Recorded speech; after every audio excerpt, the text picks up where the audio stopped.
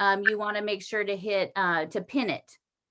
So pin her image on the screen. Right now we're looking down the Rue Soufflot towards the Jardin de Luxembourg and the Eiffel Tower, or for a second we were. And then you just want to make sure to keep her image on the screen. And that way you could hear me talk and you can still see her. And then you'll get it locked in there. So hopefully everybody, you guys are all trained professionals at this point. We've done this a few times around the block. I wish we were all around this block, don't you? Desperately wish we were around this block. So we'll give people a few minutes to get in here. But again, just to make sure you see her image, double tap, and Roxanne and Carrie, thank God I have you two ladies. You remind me that if you're on an iPad or an iPhone, just double tap the image and it'll stay on the screen. We do record this, so afterwards, if there is something that you missed or you're having any issues, we will have I'll post the recording in the Facebook event, and then you could always send me a message if you need to. So there's lots of people out today in this little wonderful little spot. I actually, whenever I do when I'm in Paris and I do my tours, and the most popular one, of course, is the one I give in the footsteps of Hemingway with another Hemingway. I always start up here at the Pantheon. So that is where we are. We're keeping it hidden behind you, but I think you guys know. But usually, sometimes you could actually get some amazing sunset pictures from up here because the park usually closes right before sunset. So I've walked up here a few times and stood down here at the very end, and you've gotten some really pretty pictures because you can see straight down, straight ahead. You can see the Eiffel Tower straight down the street there. And we are, of course, in the Latin Quarter on the brink of Saint-Germain, and of course, Odeon.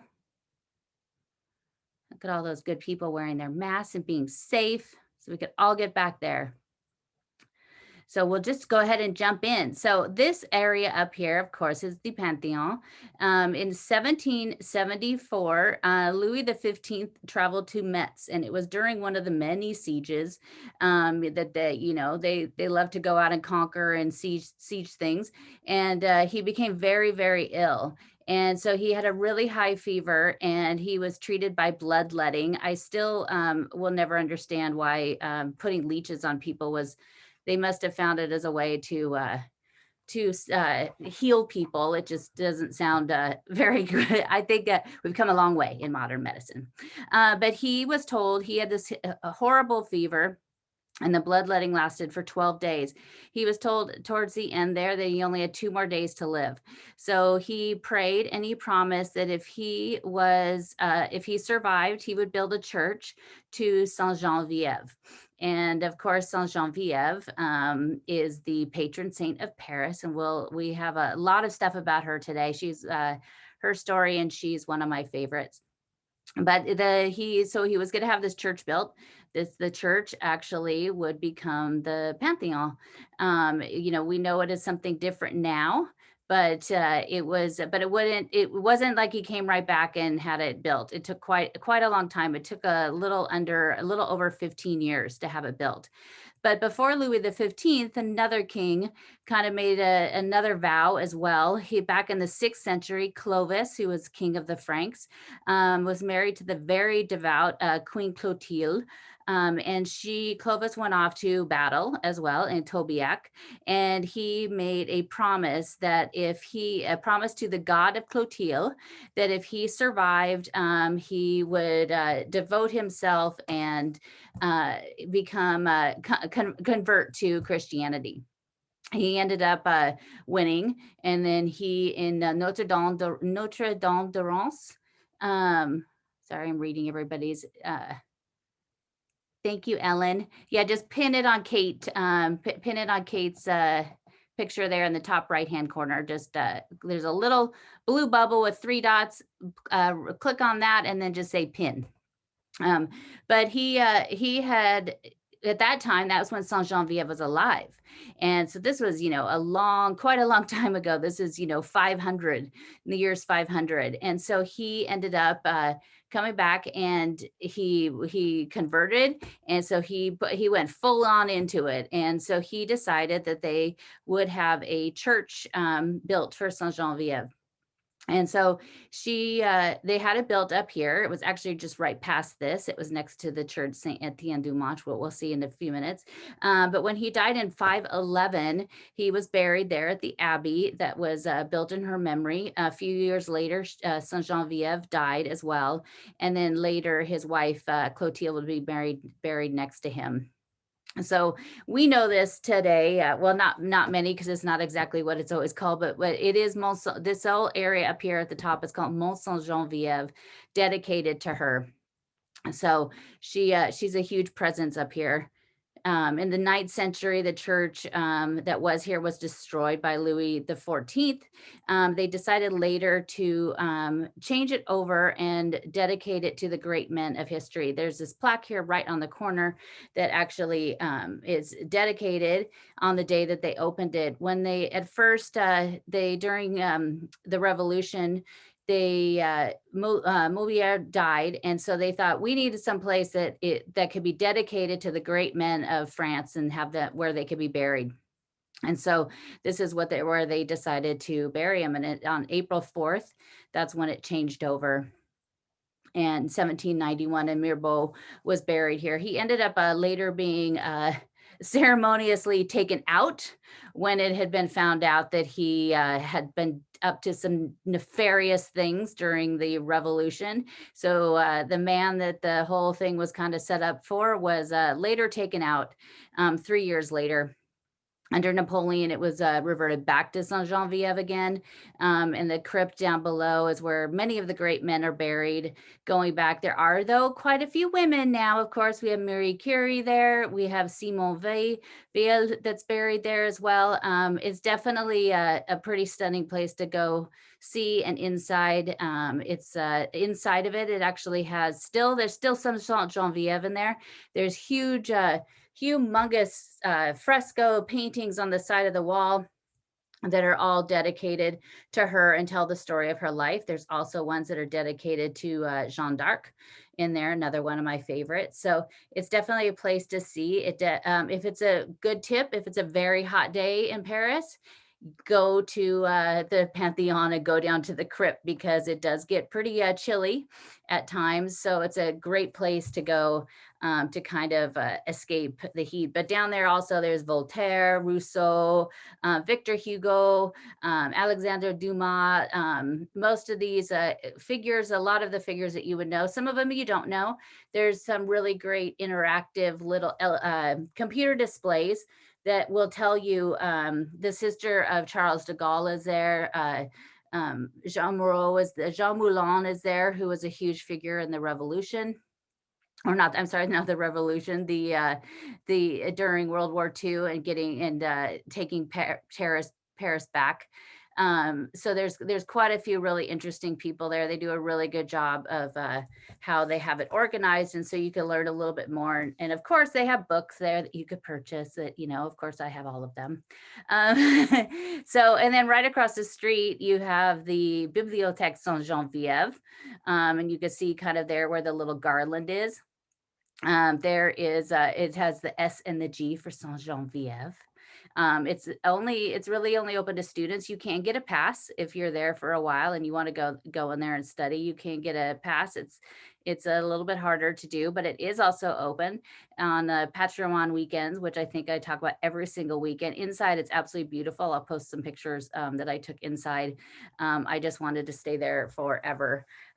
It's really, really neat inside, and the building itself, that whole upper side of it is basically dedicated just to being a library. What's the face on the bottom of the statue? Which statue? This statue right here. Oh, I know what you mean. This is Pierre Corneille, and he was a playwright, and that frightening face right there is because he was a playwright. So it was, the comedy and the tragedy faces. He died This was in 1604. He was, or he was born, I'm sorry, in 1604. And this statue was created in 1952. You always see, a lot of times you see him, he's also has his books there that he's standing with. That's the great thing about a lot of the statues. If you really look, you kind of could, with the saints, they always have their attributes. With Saint Genevieve, she always has her lamb, or Saint Peter with his keys. But this you could kind of get the idea because you see the mask and you see the books. But he, a lot of times on the Comédie Française, there's some bas reliefs on the side of Cornell and Molière. So he's always kind of in that little trio of many of the great playwrights of France.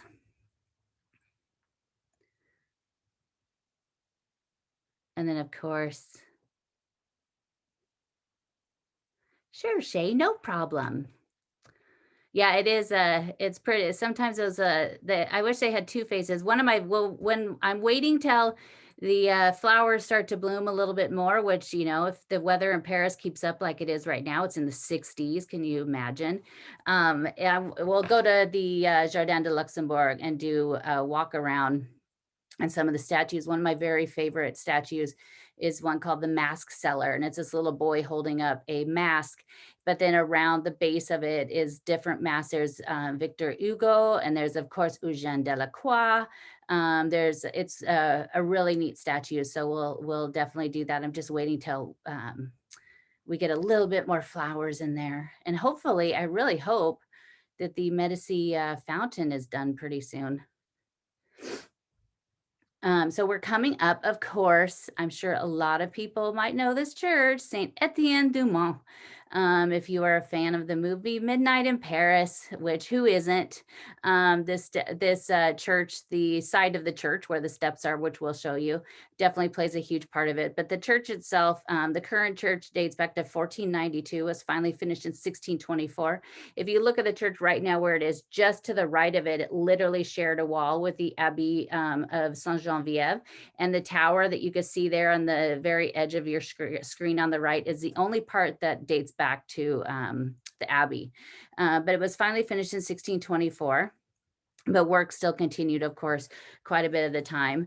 We'll hang out here for a second, Kate, and show the front of it.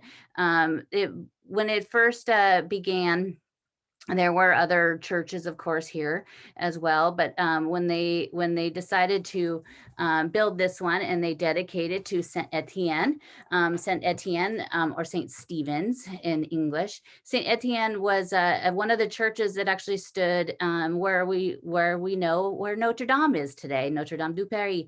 So Saint Etienne, so it was a kind of a little homage to Saint Etienne. The front of the church, oh good, the front door is open. You could see to the right of the door, you could see that's Saint Genevieve, because you could see her lamb that's there.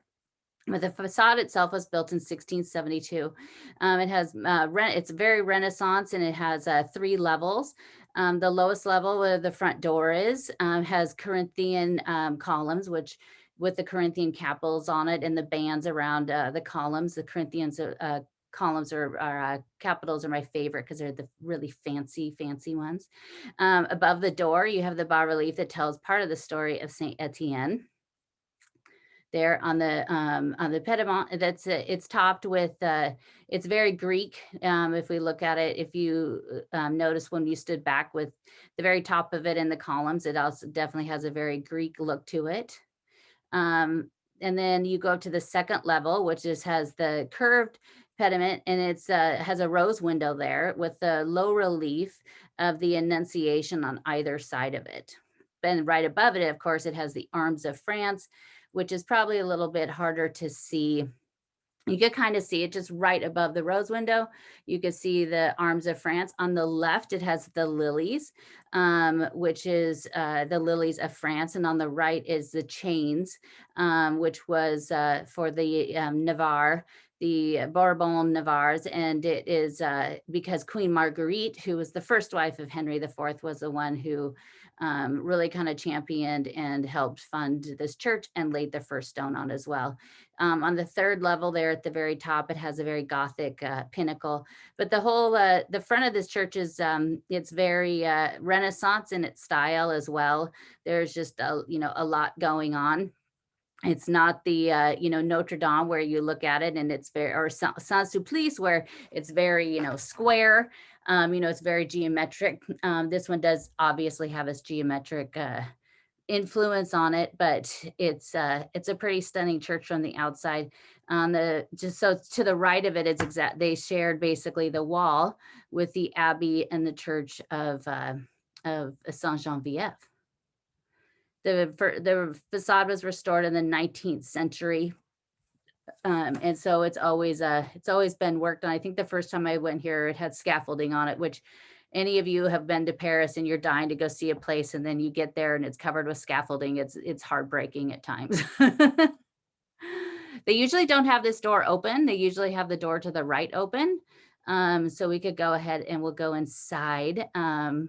This is definitely one of my favorite churches. I love to take people in here because I think a lot of people don't really know, or they just go to the outside and they go to the steps and they sit on the steps and then they see SG for Our Lady.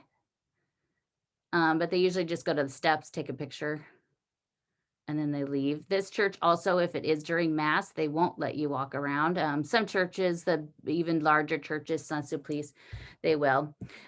So one of the most stunning things about this, the inside of this church, of course, is the Jube screen or the Rood screen. Usually you'll find it called both ways. These were actually, at the time, these were something that you would find all over France in the churches. This is the only one that remains. And this one, even Notre Dame had one. This one was built, hopefully we don't lose our signal in here. This one was built in 1530 to 1535. It was built out of basically one piece. And you could see when you look at it that at the time these were used because it would separate the choir from the congregation. And this one was actually partially saved, I think, because you can see through it. A lot of them were actually a lot like a wall. It has the columns that go up, this 2 columns on the side, has those staircases. What I wouldn't give to be able to walk up there just one time to go check that out. But they go on the other side and they don't use them anymore. But it was, Jube comes from the Jube Domine Benedictus. I don't know, it's Italian, I'm not sure. But it was basically, it translates to being closer to God. So they had built these, and then they actually wanted to take it down, and the parish and the people around there actually kind of freaked out. And this time in France, they freaked out enough that it was allowed to stay. And thankfully it was, because it's pretty stunning to look at. I love how light this church is. There's so much light that comes into this church. Even on a dark day outside, it's so lit up. This side's here, the little doors here were added later with more amazing carvings.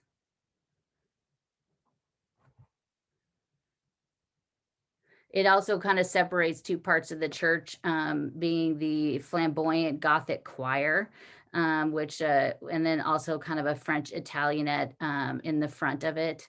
So it's this church, was being built for quite some time. A lot of times, different famines and wars and everything else going on in France would stall these things along the way. But it's a pretty stunning church. I hope everybody has been there, or you're definitely gonna now go check it out. And not just go sit outside in the steps. I know, Ellen, isn't it just like stunning? Sometimes I have a very bad habit of walking in a church, and as soon as I see it in the most inappropriate place in my head, I swear, I'm like, holy crap, because it's just so stunning and so gorgeous. And then of course, one of the other most amazing parts of this church is this chapel that's here on the side. This chapel is dedicated to Saint Geneviève.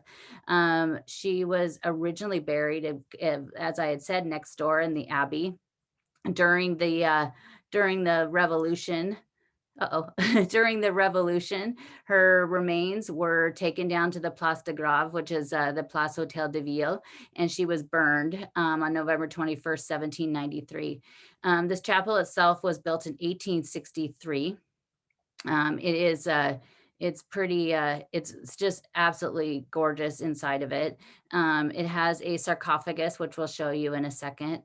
But the stained glass windows here, it looks like the light's coming right in, so I'm not sure how well we'll be able to see. But the stained glass windows actually tell the story of her life.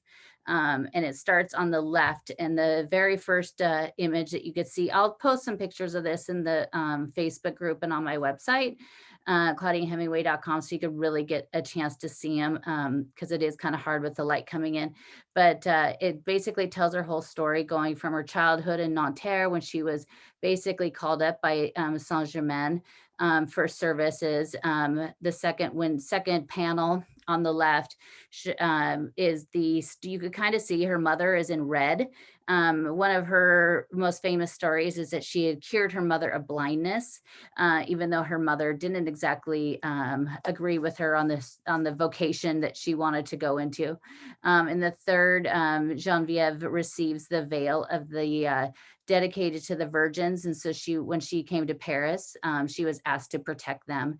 And then the fourth one is her version of Hell and Paradise, which again, I'll post pictures of this because they are like, they're just some of the most stunning stained glass windows you'll ever see.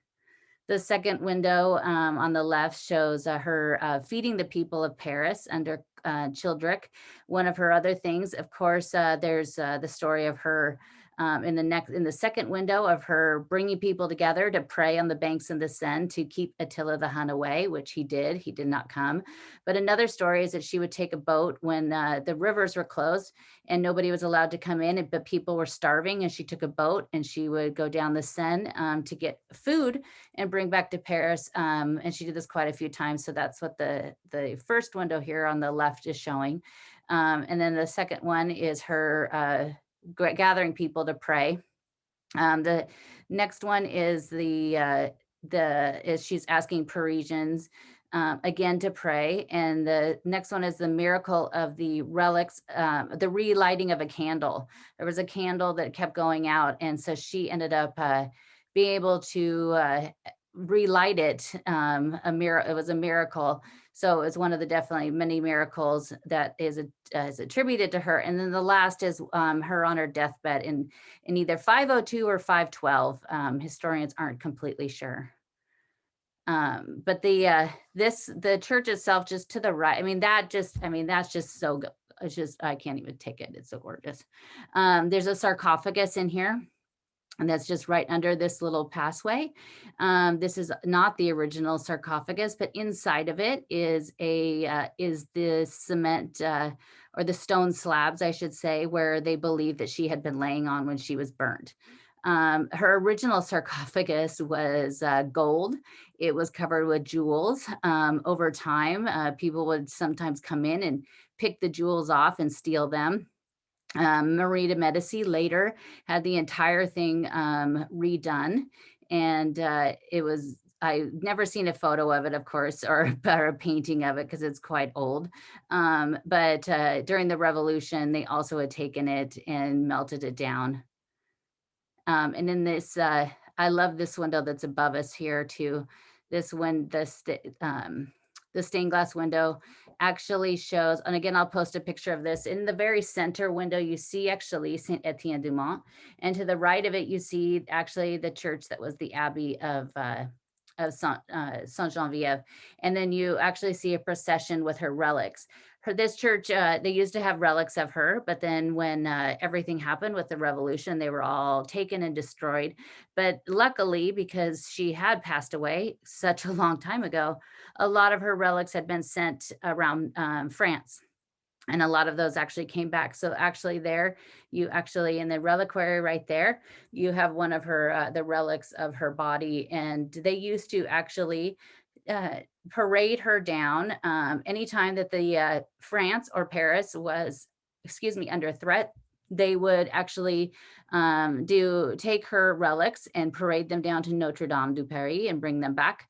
They still do that every year on January 3rd, except for they just go out to the parve in front, and the Archbishop of Paris blesses them. But it's that chapel is definitely very beautiful.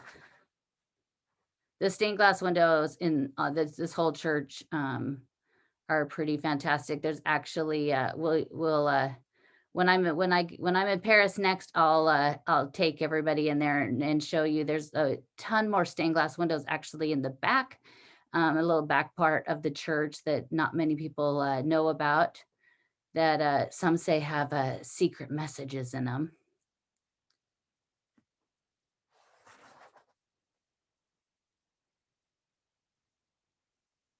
Last year was supposed to be a huge celebration for the anniversary of her birth.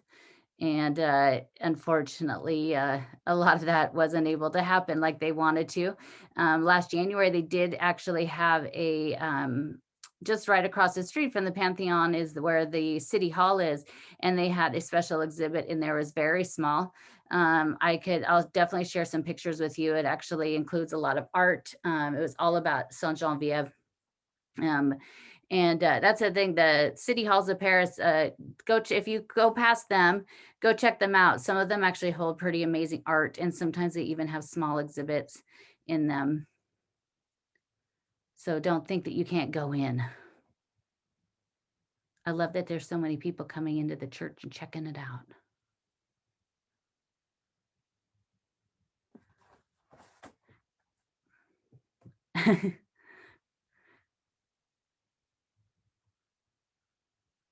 And then, of course, we're going to go right outside here and out onto the side where is the famous steps that everybody knows, which I'm sure there's going to be quite a few people sitting on, gathering around. But these are the steps, of course, that when Gil in Midnight in Paris was walking around, and he was sitting on those steps, kind of right where the gentleman with the black backpack is standing with his back to us. He was sitting right about there, and then the car drives up, and of course takes him on a little voyage.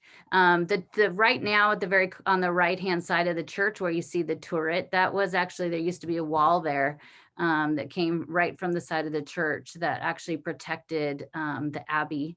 Of course, that's nothing remains of that. I was giving a tour to a group of people, and they were sitting here on the steps, and I was telling them, and some of them hadn't seen the movie. And so then I said, oh, and Gil was sitting here. And then he turned around, and as I literally turned around, there was this old car driving up the street, and it couldn't have been more perfectly planned. It wasn't the same kind of car, but it was a much older car.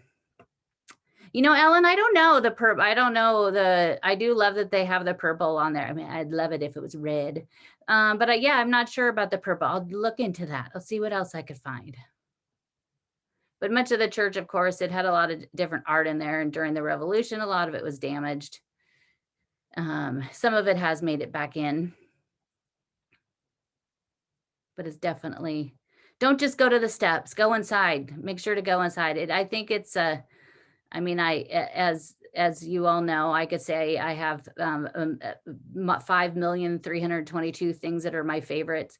But this is a pretty stunning church considered, Saint-Sulpice. I love Saint-Sulpice, and of course Notre Dame, and quite a few different churches. But the inside of this one is pretty special. I love this little street that runs just right down here. It's so tiny. It's so old. The Rue Saint Etienne de Mont, it was created in 1280. And at the time, it was the home of a lot of the different priests that lived at the abbey and were at the school. They lived along this little street, but I love this little street because it's just so old, has so much character, and it's usually pretty quiet. You don't ever see anybody. I don't think you could drive down this street.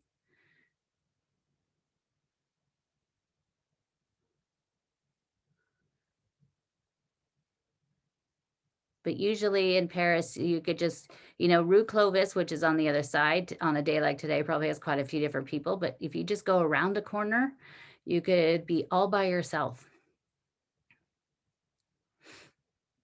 And then we're going to head over here. We'll head over to the right. There's a building coming up that's on the corner.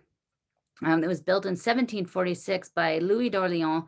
He was the son of Philippe d'Orléans, and was also the grandson of Louis XIV. His mother was Mary Françoise de Bourbon, who was the daughter of Madame du Montespan, which they actually were legitimized. That's why they're de Bourbon. And we did a podcast episode about her. She was definitely an interesting one. And that was definitely one that comes with a little bit of a parental guidance. But he had this house built here. He didn't really want to have anything to do with the court. So he had this house on the right built. Inside of it, he had his own laboratory. He was really interested in languages and science and reading, and didn't want to be a part of court and the whole court life. And so he had this house built here, just it was right basically within the Abbey. But he lived here until he died. And then now it is actually part of the church itself. Oh yeah, we'll get a little sneak peek in there, Kate. And you can see on the right, you can see, of course, the dome of the Pantheon, but you could also see the tower. That's inside the Lycée Henri IV, the school. I tried to walk in there one time. The door was open and I just walked through and was taking pictures, and a man came screaming and yelling and chasing me down. But I got some pictures. I'll find them and share them. But this year, now we're going down Rue Clovis, of course, named after the king of the Franks that helped build this whole area. His wife Clotilde also has a street on the other side of the school. You have these very modern buildings that are here on the right, much more modern than, of course, the time. The Latin Quarter, of course, dates back quite a ways when it was the Latin Quarter, because it was the site of the colleges. Notre Dame de Paris also had a huge hand in the colleges that were up there. And of course, we have some famous writers that have lived up here, which we'll show you one of those. The road itself was created in 1807, which is when the Église Saint-Geneviève and the Abbey was finally destroyed. But right here is one of my favorite little things. I love to come across these things. And the first time I went here, I just stood here and touched it because it's so incredibly old. So Paris, going way back when, Paris used to be surrounded by walls over different times. Different kings put walls in. The first walls were around the Ile de la Cité, if you watched that tour we did. And then Philippe Auguste decided, before he went on another one of his campaigns, that he needed to protect the city. And so he had this wall built. The wall on the left bank was built later than between 1200 and 1215. And so the wall on the right bank, because it was more populated, was built first. But you can find some pieces around the city. There's one in a garage on Rue Mazarine. This is my favorite that I always take people down to see. But this wall still remains. And so this wall dates back to 1200 and used to go around on Rue de Carnel-Lemoine. It went down Rue d'Escar. On this side of the bank, it was kind of in all sorts of it didn't really have a free flowing circle around, but different building. This was the first one that kind of held Paris in. Can you think of this that was literally the edge of Paris at that point? There's so much more beyond this now. But the other rulers built walls as well. But it's pretty cool to come across and see that. There's a few places on the right bank that you could really see a lot of the wall, and then we're going to turn up here on Rue de Carnel-Lemoine. Some of you might know one of the things we might see on this little street, but it was named, of course, for Colonel Jean Lemoine, who served from 1250 to 1313 and actually set up a school that was located right around here. We're going to head up the street. Where's our sunshine, Kate? Geneva. I have a million favorites. It's hard. I was a guest on a podcast and I was supposed to say one of my favorite areas of Paris, and I was also supposed to say one of my favorite songs. Oh, right here we have this, but and I couldn't. I just couldn't do it. So this gate right here, down this gate, and you walk down to the end of it is where James Joyce lived. He lived here for a very short period of time, from June 3rd, 1921 until October. He ended up giving, somebody gave him this place to live for free. He was working on Ulysses at the time. Of course, he's forever joined with Sylvia Beach and Shakespeare and Company with Ulysses, because he had also worked on it. Oh, is there anybody around? Go, Kate, go, go. We're breaking and entering, guys. But he, look, is she ready? He actually lived down here. Um, and he was working on this at a short period of time. James Joyce always said how he lived this very, poor life, and he didn't have any money, and but he would be found in a restaurant with his family every single night, a somewhat expensive restaurant at the time. But he was constantly given free places to live. He didn't live there for very long. He was kind of an odd little fellow. But he lived down this street.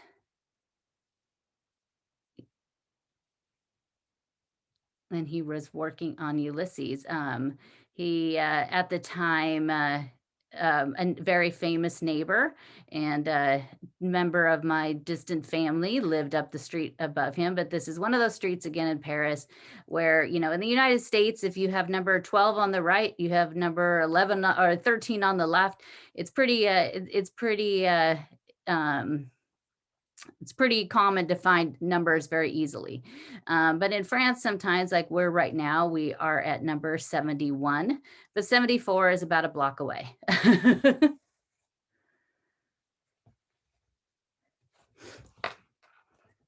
Has anybody ever have written Ulysses?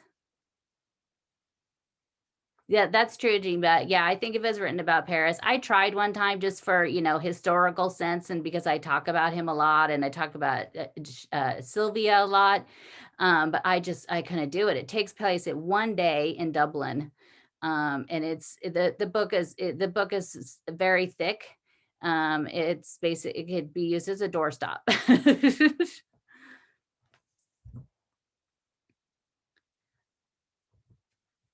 Good job, Kate. Sneaking on in there. Up here on the left, isn't where you see the hotel sign. There is the hotel is the Hotel des Grandes Écoles. I'm sure it's closed off now, but if you are in this area, even if you don't stay at the hotel, go in there. It has a lovely little courtyard. It has 51 hotel rooms in there. Most of them all date back to the 19th century. But the courtyard is absolutely adorable. I've heard from many people that have stayed there that just really loved it. But it's you walk back in there, and has 3 different buildings that make up the hotel, and just this really beautiful little lovely cottage or courtyard in the center. You had to have 2 podcasts and Cliff Notes to get through the book. Yeah, I think it's a lot. And I don't know. I mean, it kind of makes me mad at the end that he kind of screwed Sylvia over a little bit. She almost lost everything in her business and went bankrupt, and he just kind of walked away from her, and she was the one that got it published. So he just makes me mad.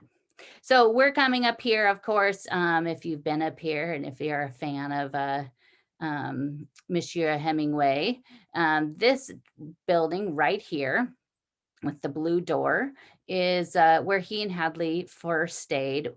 First apartment they had that was in Paris. It was on the 4th floor, French 4th floor of the building. There's a plaque here, of course. Again, a little thing is don't always trust everything you read on these plaques. If it's a City of Paris plaques, those are a little bit better. Sometimes these don't have the most accurate information, but they moved in here on January 9th, 1922, and they stayed here until August 17th, 1923. It was the fourth French floor, so it was the third American floor that they lived on. It was very small. They ended up, a friend of theirs, through Sherwood Anderson yet again, introduced him to Louis Galantier, who was an expat, but he was originally born in France and he moved to Chicago. He was living in France and he was working for the International Chamber of Commerce. And he and Hemingway got together and he was trying to find a place to live. And he was always suggesting Montparnasse. But Hemingway didn't want to live that close to Montparnasse. He really liked this area, the Latin Quarter. This area right here is much different from what it used to be at that time. But the apartment was very small. It had 2 rooms in it. It had sloping floors. It had a Turkish toilet in the hallway that you basically had marks for where you put your feet. And you stood there, and that was your toilet. And it cost them the equivalent of $18 a month. And it came with a femme de manger who basically would come and make them dinner every single night, would come and clean for them and bring them water. It was very small, and Hadley ended up, she had been a really good pianist. And so somebody had loaned her a piano. So they put that in their living room and ended up they had to put their kitchen table in their bedroom. He wrote a letter back to his parents later that year saying how amazing and wonderful it was. And the apartment was great. But he did always look back on that very fondly and say that, when they were poor and happy and kind of at their happiest period at that time. Just right below it, there was the Bal du Printemps, which was a dance hall, which would go all night long. And in the summer, Kate's going back, basically here on the left. The last time I looked, I think they have I don't know if you could rent them, but they have DVDs, which is just so funny to see now. I don't know if you could just buy them or rent them. Is it still DVDs in the window? Yeah. But this was a Bal du Printemps. So in the summer, they would have their windows open and they would hear it all night long. So it was always kind of rather loud. There was a tennis court across the street. But they lived here until she got pregnant with Jack, or Bumby, as they always called him, because he looked like a teddy bear. They got pregnant and she didn't want to have a baby in France. So they came back and went to Canada, to Toronto, and had the baby there, and then came back to France afterwards, but not to that same apartment. And then, of course, we're going to go into the Place de Contrescarpe. And there is a lot of people there today. A lot of people, when they talk about Hemingway and Place de Contrescarpe, they paint this picture of how much he loved it and how wonderful it was, but he didn't. And it was not wonderful. It was not at all like it is now. This whole area was filled with a lot of, as he called them, drunkards that were here filling the streets. And it smelled, and he didn't like it. He would sometimes sit at the Café des Américains, which is the Café Del Mar now, which is reopened, which we're very happy about that. It's at that building right there. But he actually didn't really like to come through here. Hadley didn't like to come through here because it was a lot of drunks, as we said, and a lot of homeless people, sadly, that would wait, and called clochard, and they would wait until restaurants closed at night, and they would ring a bell, and they'd be able to go over there and get food. And this was why he, just around the corner on Rue des Scars, he rented a very tiny apartment on the very top floor that was basically big enough for a desk and a little stove that he could bring up twigs. It was on, he says, the 6th or 7th floor. But he would sit up there and write because their apartment was so small as well. Everybody's out today. The drunkards. Oh, to be one of those drunkards in the street, right? Who wouldn't want to be there?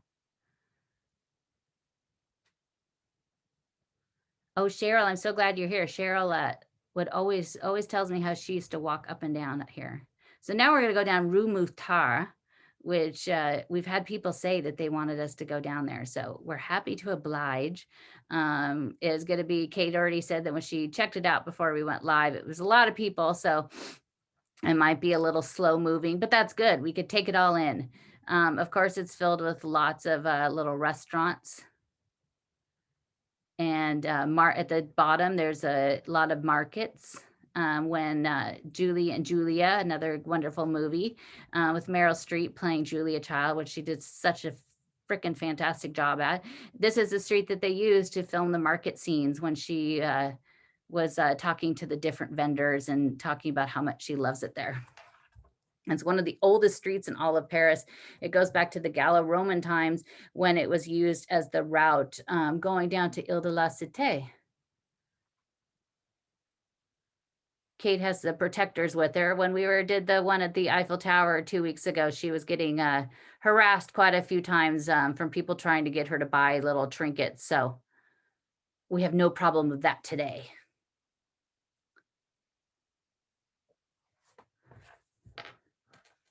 Jump rope, haven't seen one of those for a long time. So I don't think they have this. I don't think cars could drive, maybe deliveries, but I don't think I've ever really seen much of a car driving up here. One of the stories I found about this street that sent me down quite a long rabbit hole was just down the street at number 53. The building, the original building isn't there anymore. It was during this one here up here on the left. It was rebuilt, but when they were starting to do it in 1938 on May 26th, the construction people were taking down a wall. And when they took down the wall, a bunch of gold coins came flying out of the wall. 3,200 gold coins to be exact. They were dated back to Louis XV at the time. And they, of course, were shocked. A bunch of the coins were wrapped up in an actual will that said that it was to be given to this man's daughter. The place had been originally owned by Louis Nivelle. He was a counselor to this and secretary to the king. He was a little bit of a strange guy. And we could hold right here for a second. And so he ended up hiding all of these coins there. He ended up becoming really involved with some members of this church that we're going to see down the street. He kind of ended up having a double life there towards the very end, and he got kind of paranoid, and he ended up going down to this church down the street, which like I said, we'll tell you the whole story about. But he some of the members of this church would end up getting persecuted from some of the things they were doing. So he had this apartment, and it kind of would hide people there, and they could do these different religious rites that they had going on at the time. But he ended up dying unexpectedly, and his body was never found. And so he was never able to tell his daughter, Marie Claude, that he had hidden this stuff inside the walls. So in 1938, they're doing construction, and they come across all of this. Well, because the building had been purchased by somebody else, it was all very legal. The city of Paris, of course, got involved in it. And so they ended up splitting it between the city of Paris and the construction workers that found it. And then they ended up finding the heirs to Nivelle. There was 82 different heirs, and they ended up giving them, there was more than 2,000 of the coins that were wrapped within the will itself. So those coins actually went directly to them. I was trying to find out how much that would have been worth at the time, but I couldn't. But the coins date back to Louis XV. And then I'll tell you a little bit more about the church at the end of the street, because that's quite the story as well. But here on the very side right here, we are looking at, was the Pot de Feu, and this was a very old water fountain. And at the time, it was the water basically served the entire city, or this entire area of the city. And so people could come down here and fill up. It dates back to Marie de Medici, when she had an aqueduct created. So this brought water to this whole area. It's obviously been updated in the 18th century. It's a little fancier now, but and I don't think I see a I don't know if there's I don't think there's a spigot really there anymore, but there's an invader. I don't think that's a water. Is that for water? That no, I think it's just a plaque. No more water. But we are very close, oh, it's behind the wall. It's very, yeah, I mean, there's no spigot on it now. This, we are, pretty close to, um, the Jardin de Luxembourg, and of course, that's where she created her fountain and everything else. So we'll keep on heading down the street. This big, huge building here that we're looking at right now was a former convent at one point, and during the revolution, it was closed and destroyed, and then it was rebuilt and open for the Garde Republique. On this side of the street, it's you have this really great, big, huge, pretty door. But on the other side, if you walked all the way around the block, the entrance is really pretty fantastic. And it's on a park. Everyone's out today.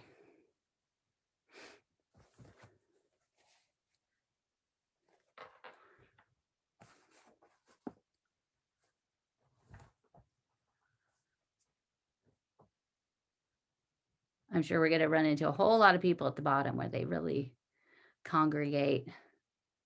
Up here, coming up on the left, there's going to be on the side of one of these buildings, there's a tree. The Vieux Chêne, which was the old oak, it was replaced from what the original one was. Oh, there it is right there. It was replaced over time because it would kind of got eaten away at bugs. So they replaced it. It's just interesting. There used to actually also be at the very top, close to Place de Contrescarpe, there was a old plaque that was in this day and age quite racist. There was quite a debate for a very long time. They did finally take it down, I think last year, and so that's actually gone now because it was it was pretty bad. But they did leave some of these things. Just also in this block, there used to be a store in the 1800s that a man who kind of invented some style of pants where it was very tight through the knees and then flared out at the bottom, and they were very popular with the Apaches, which was a group of people that kind of at some point were slightly terrorizing people of Paris. There's a gang. But the description of the pants just sounds like they were maybe the first bell bottoms. And then we need some Bee Gee music right now as we're walking down the street.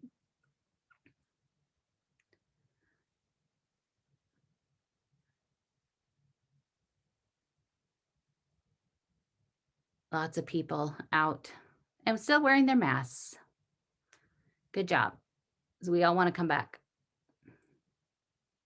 It's supposed to be, I think, I was looking, it's supposed to be like 67, 68 degrees on Wednesday in Paris. Ugh. Will keep us all warm from afar. And we're heading down here. We're getting closer to the end of the street. Now it's, of course, filled with lots of bars. Oh, Darlene, you're lucky. 60 in Virginia. Lots of bars, lots of restaurants, lots of markets, especially down here towards the end. There's every time when I was putting this together, there's a song by Patrick Bruel, who is one of my favorites, who if you remember seeing the remake of Sabrina with Harrison Ford in it, he played the love interest. He had kind of longer curly hair. So it was back in the, what was it, the 90s. But he wrote this song called Rue Mouffetard. And so all day long yesterday, I was just hearing that song stuck in my head.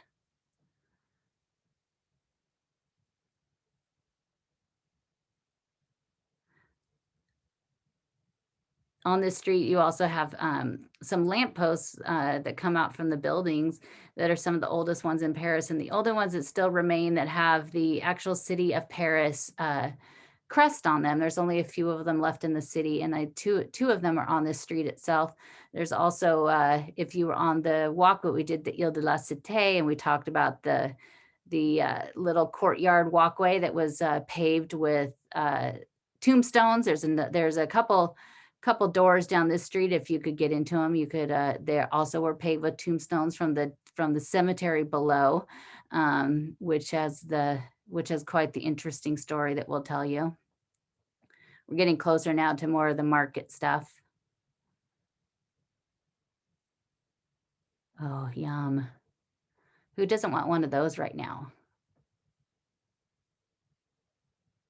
Darlene, I know I always like to pick up flowers, especially right when I get there. It's just such a nice thing to have.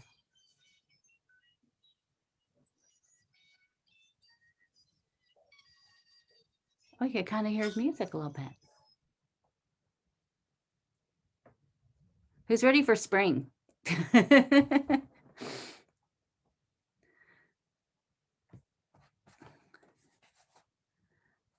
Oh, look how fun that store is. So we're getting close down to the end of the street, and at number 134 on the right, we'll see where an Italian butcher at the time, back in the early, in about 1925, decided that he wanted to have the best sign on the street. There was quite a few locations down on the street that people would paint their facades or add signs. There's another one where it's still an old wood sign on the building that's was a wine merchant that says the source on it, of course. But you could kind of see it there to the right, kind of where the darker facade is. He ended up having a Italian named Fanchetti paint it, and he, like I said, he wanted to have the best one on the whole entire street. And he in 1929 had it painted. There's quite a few different animals on there. But it's nice that it still remained. A lot of things like that in Paris, you can't just paint over it. You would actually have to go to the city and talk to them to even change something on the facade at all. And here it is right here. This part of the street is usually filled with a lot of different vendors and cheese and just markets and vegetables and everything. It's very pretty. And then right behind us is the Saint Médard Church. And this one was built in the 15th to 16th century when it was first started. It was finished in the 18th century. And there's always been a church here dating back to the 11th century. Parts of the facade and the entrance are still remain right when you get inside the church. They still remain from the 11th century. But to the right of the church is where a cemetery once stood. And this cemetery has quite the story. So it's now a playground, which is kind of creepy when you hear what the story was. But there was a cemetery that was here. And on May 1st, 1727, the death of the deacon Francois du Paris, who was a friend of Nivelle, who was the man that had the gold coins hidden in his house. He was a good friend of his. He died, and they had a few days later, they had his funeral, and he was buried. Well, instantly right off the bat, people would come to the church, and they would come to the cemetery and see him. A woman came, and she was, her arms were paralyzed. She ended up touching the grave, and she was instantly cured. And these miracles kept happening over and over again. And people were cured from all sorts of different things. But then some of the things started to get a little bit stranger. They were a lot of the people were devoted Jansenists, and the deacon himself was very dedicated to the poor. He lived his life in a very poor way. He only ate meat on holidays. He wouldn't wear shoes. He wouldn't wear new clothes. He slept on like basically just a board. He would kind of torture and flagellate himself, just like if you saw in oh my goodness, one of my favorite movies, Da Vinci Code, what the monk was doing to himself. He would do that as well. So he really, the people of the area loved him because they were also very poor. And so he really aligned himself with that. So when he died, it really upset a lot of people. But then all of these miracles kept happening. And so people would go there to check them out. And so sometimes they would go at night. And so for 4 years, this was happening. In 1731, a man named Louis Basile Caire de Montignon went there, and he was an author, and he thought, what is this all about? I'm going to go check this out. Well, and he kind of, didn't really believe any of it. Well, he quickly believed in no time at all. He was there. He was on his knees. He was praying. He ended up becoming very devout very quickly. And then he kept coming back, and he would come back almost daily to come back to the cemetery. Well, he would start to come when he'd come back. A lot of times he'd find women that were naked. They would strip all their clothes off, and they'd be running around in what they would actually call convulsions. They would be doing all sorts of strange things like licking wounds and doing other things, but they'd have go into these convulsions. And so he actually started to become a part of it. He ended up writing a book about it, and Louis the 15th got this book, and he was horrified, and ended up closing down the whole entire cemetery, building up a wall, taking everything, basically moving everything out. And so now of course it's become a playground. But the writer ended up going, Louis the 15th threw him into the Bastille, where he just kept writing. He wrote 3 more books, and when he got out, he still came. But our friend Nivelle with the gold coins, he would let these people come to his apartment to do their different religious ceremonies in his apartment. A lot of times it's described that what these people were doing were these women, and some of these men were basically in, hopefully there's not a lot of children around and it's early in the morning, but it was more very orgasmic, we could say, is what they were doing. So it shocked, of course, a lot of people. And by these miracles happening, it was implied that God was okay with the way they were behaving, because at the same time miracles were happening, and Louis the 15th and other members of the church just could not have that. So it was quite the interesting story. There's a podcast called Pantheon. She rarely does. I think it's been over a year since she's done an episode. And she didn't do that many when she had it, but it was really great. And that's where I learned this whole story about what was happening in the cemetery there. So it got a little bit crazy. I guess if we could quickly walk into the church, go check it out. The stained glass in the church date back to the 16th century. This is another one of those churches that you probably won't find a lot of people inside of.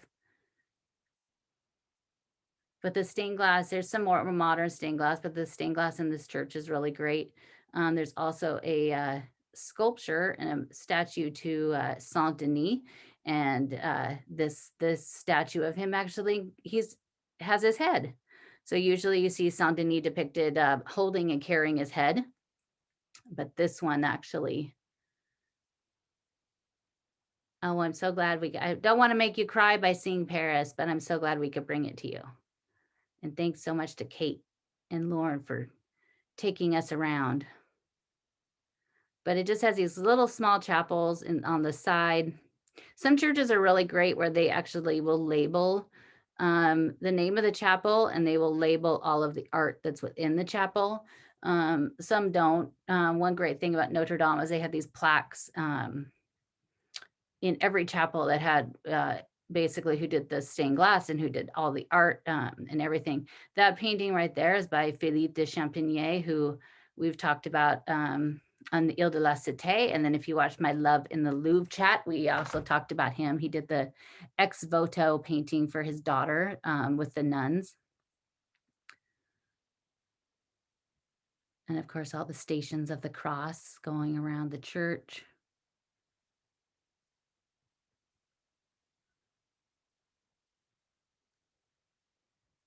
It's not the same as being there, of course, but it definitely makes you feel like you, as we walk through these places, especially if you've been inside them before. It's a wonderful little memory to remember being inside the churches and walking down the streets and the cobblestones and buying flowers and, of course, getting some baguettes and fromage.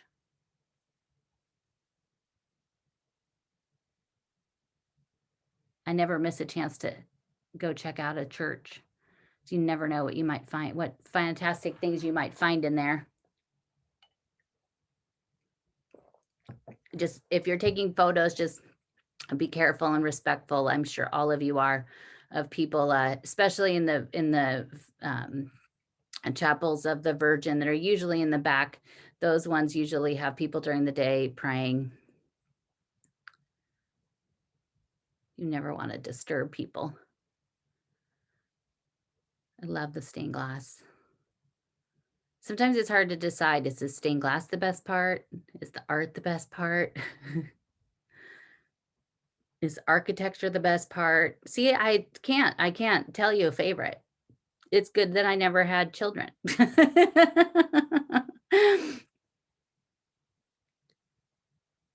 But there we are. There's Saint Denis.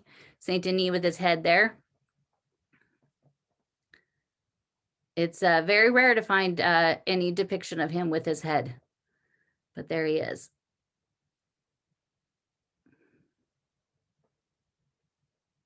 So this whole area here is brought to you by Saint Geneviève, and then Saint Denis, which Saint Denis was about 300 years before she passed away, and she did a lot too. The Basilique Saint Denis that's in Saint Denis, she actually had a church started to be built there.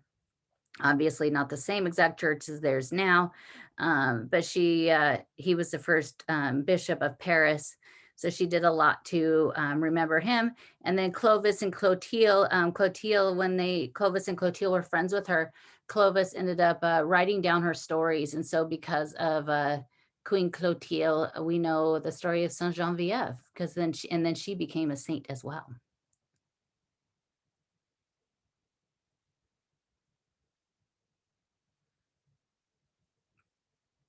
I'm glad we were able to sneak inside for a quick minute. We weren't sure about timing.